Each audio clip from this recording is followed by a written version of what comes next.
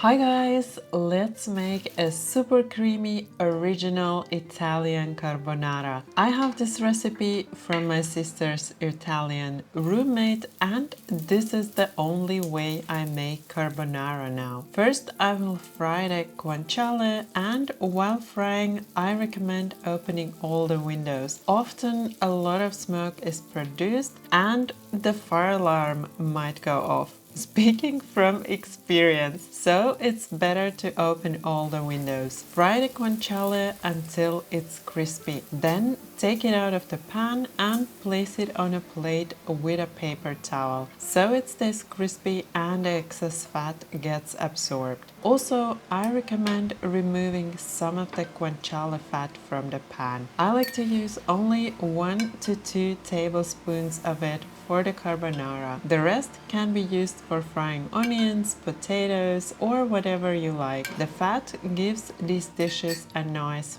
flavor. For the creamy egg sauce, we need 2 egg yolks and 2 whole eggs. Lightly season with salt and black pepper, grate in the pecorino and mix briefly. Cook the spaghetti according to the packaging instructions in salted water. Before draining, set aside 2 ladles of the cooking water. We will need some of the cooking water for the sauce. Only then should you drain the spaghetti. When the spaghetti is ready, add the egg mixture to the pan and briefly mix it with the guanciale fat. The pan should no longer be on the heat, the stove should be turned off. Then add the spaghetti, some cooking water and mix well. You must keep stirring the spaghetti with the sauce continuously to prevent it from becoming too thick in one spot. Otherwise, the sauce could set or thicken because of the hot spaghetti and cooking water. Therefore, it's important to keep it moving. If you notice that it's not getting creamier and you think you've added too much cooking water or the pan is not hot enough to thicken the sauce, turn the stove back on, but be very careful with the heat so it doesn't get too hot. I recommend starting with a low heat, otherwise the sauce will become too thick. So always